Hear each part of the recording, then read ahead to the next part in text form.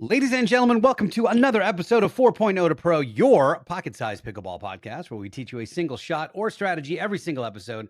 I'm Michael O'Neill here in Long Beach, California, joined by one Mircea Morariu there in rainy Boca Raton, Florida. What's up, dude? Hello, my friend. Yeah, it's quite rainy here. Got some thunderstorms going on, so if it sounds like there's a train going by, that's actually a little bit of thunder.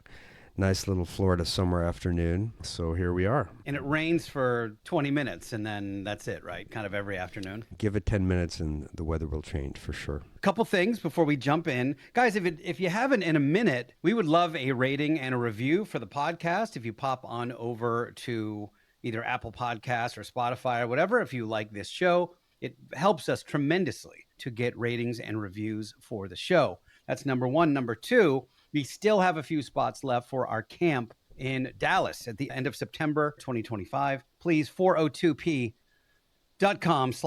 402p.com/camp is how you can register, and we're going to have a blast. In fact, there's a little video there with some testimonials on it from the previous camp. So, Mircea, sir, we're going to do something today that, at least as you work your way up the duper ladder, you start noticing when you do it yourself. But very often, as a coach and an instructor and obviously a high-level player, you notice this all the time on the court, especially with like lower-level players, why they're making mistakes. I have to say that after spending the summer in Aspen and seeing a bunch of different levels, that this one mistake and correcting this mistake really made such a huge impact on consistency and shot making, really paying attention to not moving through the ball and hitting the ball, not moving forward or not moving your body up at pretty much every level made a huge difference in terms of your ability to improve over the course of sessions. And even within one session, I could see dramatic improvement if people were able to correct this one particular mistake. Today we were playing and watching on the adjacent tennis courts, which are just across the little alley from the pickleball courts, and watching all the tennis players running and doing laps and doing footwork drills for 30 minutes. And I said to my partner, see, this is why tennis people have way better footwork than pickleball people, because they actually focus on this exact thing.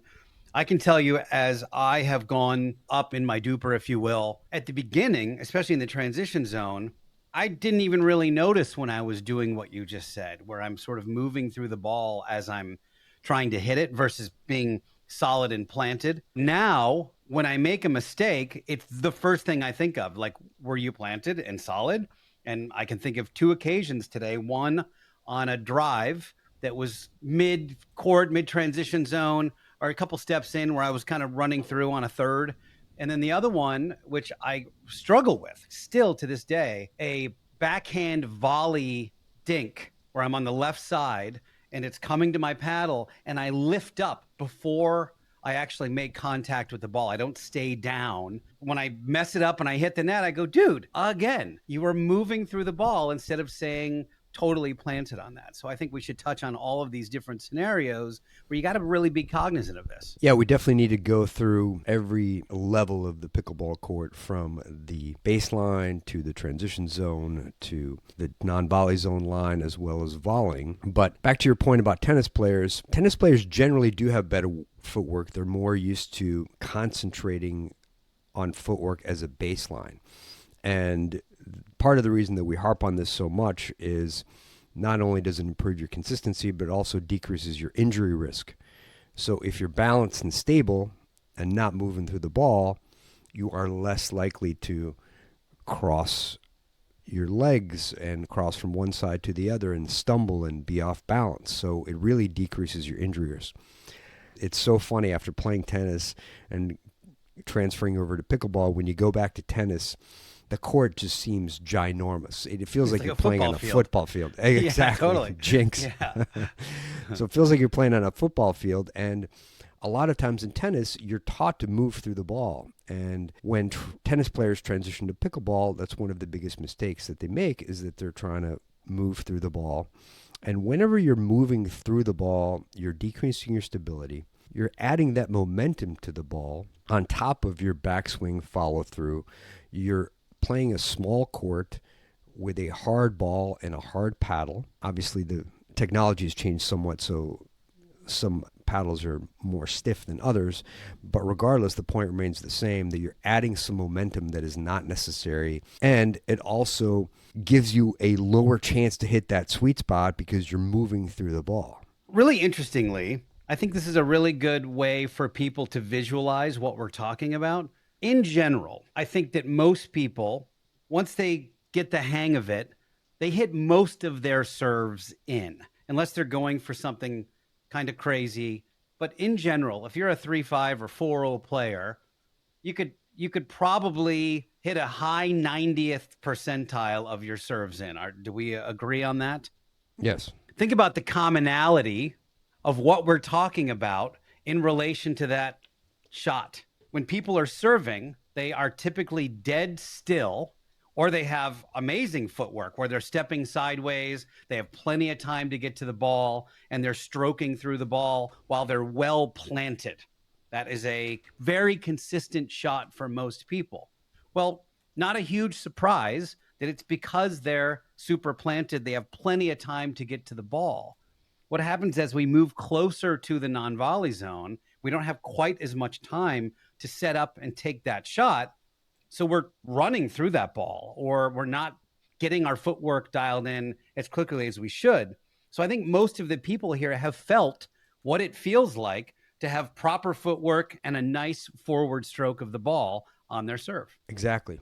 And in terms of the return, a lot of times we're trying to move through a return because we want to get up to the kitchen line as quickly as we can. And if it's working for you, if you're able to hit good returns while you're running through the ball during your return motion, then fine, keep doing it if you're able to dial it in.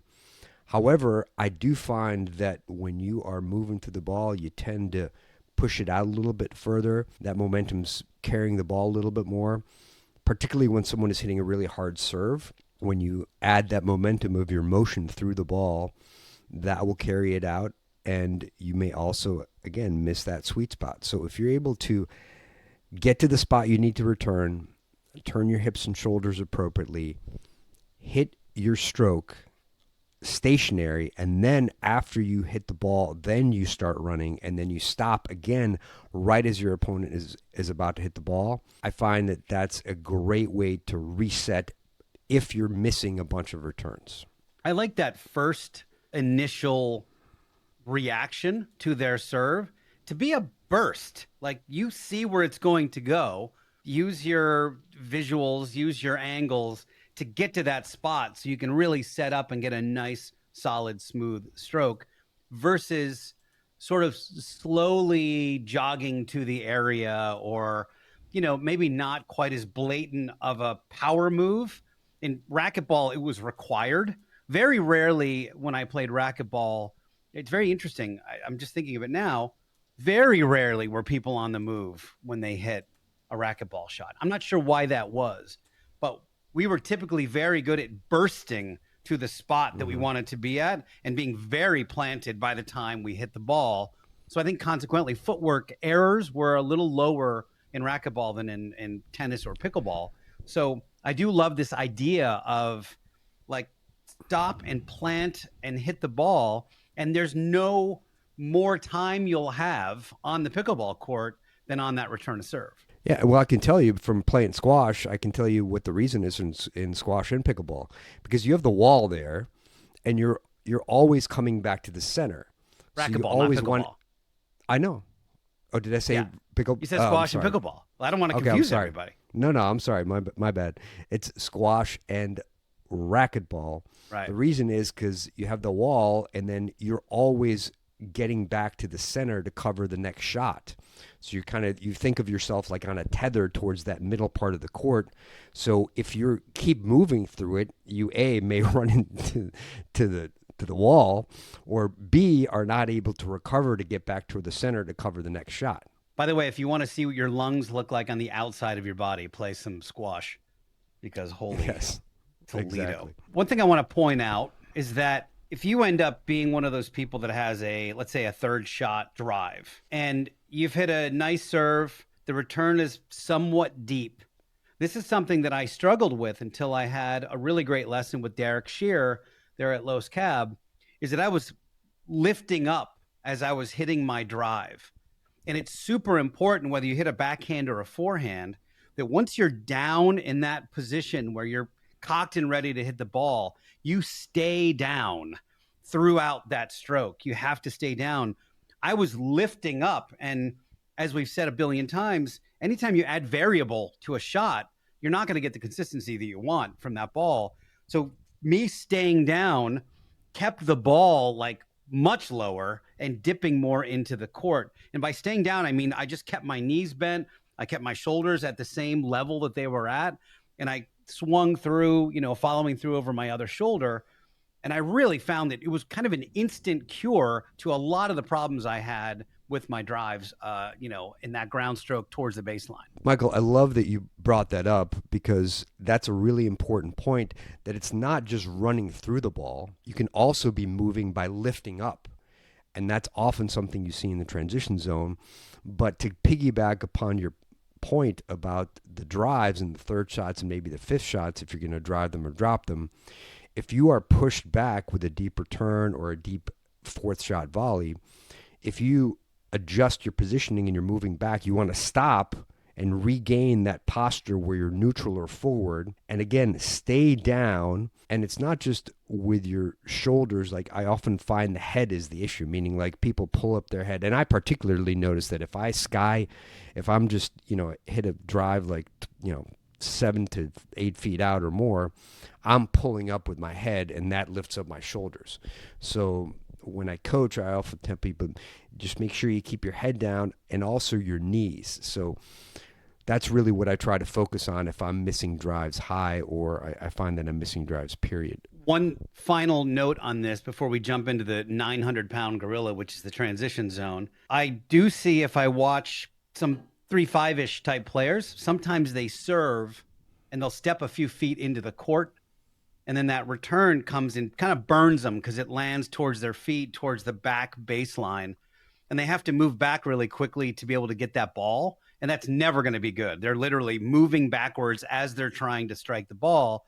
If you wonder, man, I can't seem to get a third shot down, well, sometimes it's because you've moved too far into the court and you're moving backwards as you're hitting the ball, which then skies and turns into a pretty easy put away for the people at the net. Another good point. I think we should transition, pardon the pun, to the transition zone and talk about the importance of not moving there, because this is where you get the biggest, I think, ROI in terms of being able to correct this. And this is where I see the biggest mistake or the biggest transgressions using this particular technique of moving through the ball, where people make a lot of errors. And I don't care if you're a 3-5 or a 7-0. I see it literally at every single level. It becomes more recognizable when you make a mistake at a higher level and you go, I was just talking to you about that today. If I miss a shot in the transition zone, if it's my third and I'm trying to do a drip or something where I'm doing a mid-speed drop drive type ball and I have not properly stopped and planted and gotten my weight down and centered, and man, if I miss that ball 9 times out of 10, it's because I was moving through the shot. You don't remember every single time, or something happens and the ball comes at you at a weird angle, and it's just so critically important that as they are swinging, you stop and get ready to hit that next ball. The issue is that people feel that they need to get from the baseline to the kitchen line as quickly as possible. So they are often moving through not only their shots, but also, to your point, when their opponents are hitting the ball. And you have to make all these decisions. If someone is hitting the ball at you and you are in the transition zone, you have to decide, is their ball going in or out? Am I hitting a counter or a reset? Or am I attacking the ball? Am I hitting my forehand or backhand? Am I volleying to the right or to the left? Am I going to someone's forehand or backhand? You have to make all these decisions, and you cannot make them properly if you are moving at that time. Occasionally, you're going to get a high, fluffy ball, and you're going to poach, so that's not what we're talking about. So there are some exceptions, but you want to start by stopping and being stable right as your opponent is about to hit the ball. That way you can see and read where their ball is going to go. And secondly, let that ball come to you, hit your shot stably. Do not try to add anything to it by moving through it.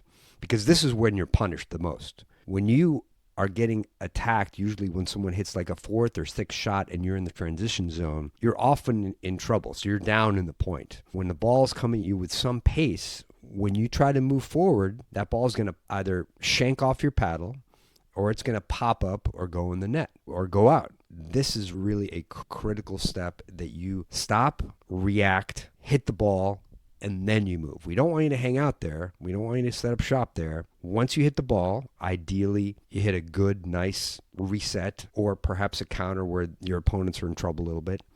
Stop and then hit the ball. One thing for me that is somewhat interesting is it doesn't occur as much for me when I'm facing someone who has a lethal third shot drive and it's coming at me. I know if I'm playing against a banger and they're about to rip it, I am colossally better at planting and getting ready for that ball because it's really the only way to survive. I'm very good at hitting defensive shots against those people that are ripping it, at my torso for the third. And then all the decision I have to make is it going out or am I going to take it, waist high and just block it back? I am very good about that. Where it gets a little sticky for me is if they have a really good drip or a drive drop, I'm trying to put myself in a better position to take that ball. If I know it's coming right at my feet, I might want to continue to advance a little bit to get the ball out of the air. But if they catch me, then I need to take it a little more behind after the bounce. And that's where it can be. I mean, that's why the shot is so good. If you're able to get that ball down by their feet, they have to make that decision. Do I stop now? Do I stop in a second? Do I need to adjust? But man, if you're on the move while that ball is going towards your feet, you're in big trouble because there's not a lot of ways out of it. And also a lot of people, when they're a little bit unstable or they have to stretch for a ball, they kind of panic and keep moving through it either backward or to the side. And I would much rather have people be a little bit unstable. So let's kind of back up. Say you're in the transition zone, someone hits a ball to your backhand and you sort of misjudge it and you get it a little bit behind you. Step back, try to get it from behind you, but stop, be stable, try to reset, and then get back to neutral and then go forward.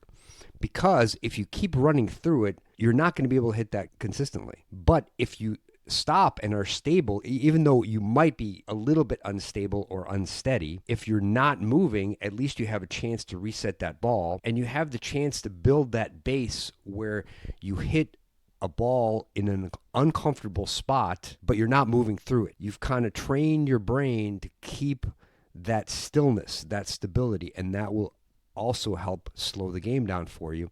If you watch the best players, they look like they're methodically moving through the transition zone. Classic examples are Ben and J.W. Johnson. So Ben Johns, J.W. Johnson, you watch them moving through that transition zone, they look unhurried. They look stable. They look still. They're not rushing through balls. Those are the examples that you want to follow. Very often watching a pro match, you'll hear, watch, watch. And that means that one of the people has hit a ball that's probably a little higher or a little more attackable than they want. What you'll see from that team when they say watch, watch, is they will generally, and this isn't every single time, but they will generally leap back 2 or 3 feet and they'll totally plant and be stable while that other team is hitting the ball typically towards their feet. They won't be on the move running back as that person's hitting the ball. That is something I see all the time in that 3-5 to 4-5 range where you hit a bad ball and they're just retreating as the other team is hitting the ball. That's not going to go well for you.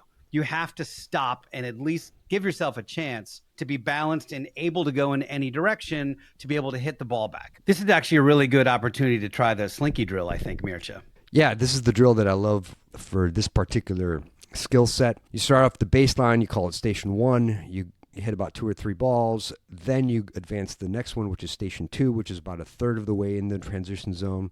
Again, 2, 3, 4 balls, ideally resets. Then you go up to station 3, which is 2/3 of the way through the transition zone. Your drilling partner is at the kitchen line, hitting you balls, ideally aggressively, and then you go back to station 2, hit a few more balls, and so on. So you kind of go back and forth, but you're not focused on rushing through each station. You're stable and still and hit multiple shots at each station. Yeah, you're not even moving. You're not attempting to move forward or back. And I think this teaches most people is if they're able to start getting these consistent resets and they've maybe been struggling with those, it's like, oh, this is how I am better at this because I'm focusing on just my footwork and not advancing or retreating at the same time. It's critically important. Absolutely makes such a huge difference. I mentioned earlier, Mircea, that even today, I will sometimes, if I'm on the left-hand side and somebody gives me, let's say, a knee-high ball that I can fish out of the air as a volley dink. So it's a backhand volley dink. To this day, if I don't really think of it, I will lift up on that shot. And the reason why is because I'm out a little wide. I know that if I don't hit a really good ball, that the center of the court is typically open and they're going to punish that ball. So in my mind, I'm always thinking, get back to center, get back to center, get back to center. And this is very akin to like a wide receiver trying to score the touchdown before they've actually caught the ball. So I'm like trying to hit the volley, but I'm really trying to get back to the center again. Consequently, I put the volley right into the net. I didn't stay down and stay through the ball to watch it over. Had I done that, I would have hit a very non-attackable ball because I would have been very balanced and smoothly stroking through the ball versus off balance, trying to get that way or, to my right and popping the thing up. So it's kind of a self-fulfilling prophecy because I didn't stay down while I hit that volley. If you analyze the shots you miss in the transition zone, either volleys or balls off the bounce or resets, you will see that you are most often moving through the shot or you're lifting up like you talked about and not staying down. So I would encourage everyone this week, try to analyze when you miss a shot in the transition zone particularly and see that if you are moving through the ball in some fashion. And that's the first part of correcting this particular mistake is recognizing when you make it. I mean, we all do it. I think does it really well, Mircea, is Callie Jo Smith. She stays really low when she does these volleys. Like, I don't know how tall she is, but she gets so low when she's dinking and hitting volleys out of the air and she stays really, really well planted down there. That's just the one that I can think of off the top of my head. I'm sure they all are really great at it. She's about my height, I think, or close to it. And she is very athletic and really works a lot on her footwork, and it shows up in her game. So that's a good example, Michael. So that was my dink volley situation, Mircea. But dinking in and of itself requires its own version of footwork, not that dissimilar to what we kind of talked about on the return, where sometimes you kind of have to burst to the spot a little bit, get planted and stable as you stroke through the ball. Yeah, it applies to every shot and especially dinking. This is another area where you're punished quite a bit if you're running through the ball. We want you to shuffle. We want you to step to the ball. But when you get there, you want to stop, hit the ball, and then reset to shuffle back to your ready position, shuffle back to whatever position that you feel you need to. If you're pulled out wide, you want to go back more towards the middle. If you're pulled forward with a ball that is low in the kitchen, that you've stepped into the kitchen, you obviously want to pull back in case you get to hit a volley. So it's critically important that you work on that skill when you are at the kitchen as well. And this could be any standard dinking drills, right? I just think that throughout everything we're talking about in this episode, if you go into the drill with the mindset of, I just want to be planted every single time I hit the ball, it may change your drilling a little bit, because you may be more focused on where the ball's going and where your targets are. But for the sake of this particular drill or this particular show, we'd love to have you just focus on, was my body still? Was I planted? Was I balanced as I hit it? Because I think once you get that down, you can rebuild from that point and be a much more consistent pickleball player. One of my favorite drills for this is what we call Dinking Across the Line. It was one of my favorite drills to do with JW and Georgia and Julie, where we would have one person on one side and either one or two people on the other side, ideally two people. That's the best way to do it, where the one person is starting on one side like the left or the right, and your drilling partners or partner are basically dinking all over. So let's just say you and I are doing this drill. Okay. I am only on the left. I'm dinking all over the kitchen, both to the right and to the left. So you're dinking and moving all the way across the court. It will put you in uncomfortable positions where you have to reach for the ball or really shuffle, and sometimes you have to cross over with your feet, which we all do at times, but you have to focus on stopping and not running through it, because I might hit the ball like one ball slightly to the right of midline, then one ball to the left of midline, then another one a little bit further to the left of midline, and I'm your drilling partner. You're hitting everything back to where I am. So if I'm on the left, you're dinking everything to the left, and I'm dinking both to the right and the left. I'm not trying to hit a winner. I'm trying to keep you moving and keep you a little bit uncomfortable. And if you have two people, it's the same principle. So the solo person that is running all over the court, they can dink it to either side, and if they get to a really uncomfortable position, they try to reset often towards the middle. That's one good way to do it. But it's called Dinking Across the Line, one of my favorite drills to do. I can already feel my heart rate pinning to 170 beats per minute on that one. It feels like quite a workout. It definitely adds some cardiovascular component to the drill. I was just kind of joking, but it dawned on me that is a real factor. If you look at my footwork game 1 to game 4, looks killer. Start looking at my footwork game 5 to game 7. Things can get a little more loosey-goosey if I am tired, or I had an issue with one of my socks today, and there was a detriment to my footwork. And I was just thinking, like, man, there's so many things that can factor into this. When you think about this game, and this game is built from the ground up, a good player is built from the ground up. The great players we see on YouTube and in all the tournaments, they make it look so effortless because they're in a spot. And the reason why they're in that spot is because they've been squatting and doing plyometric and doing all kinds of exercises to allow them to have the burst to get to the spot as quickly as possible so they can actually hit the shot they want to hit. Absolutely. And this kind of drill and focusing on this particular skill will dramatically improve your game. Just really pay attention to it over the next week when you're out there drilling and when you're out there playing in rec games,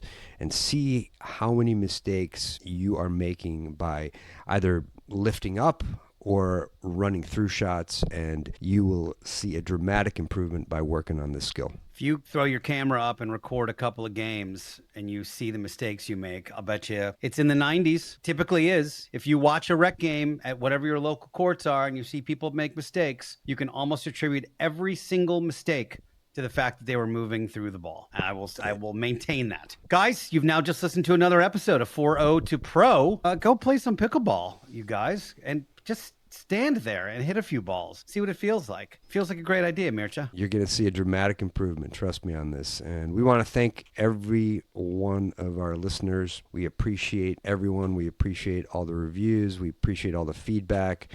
We appreciate everyone that's coming to our camps. We want to just thank you so much for being part of our community. It means a great deal to us, and we're loving pickleball, loving what we do, love to see people get better. And this is the one big mistake that I've seen that is just such low-hanging fruit to correct and just make such a difference in everyone's game. So I hope it helps. You took my low-hanging fruit comment. Folks, go get some low-hanging fruit. Enjoy the pickleball courts. We'll see you guys next time.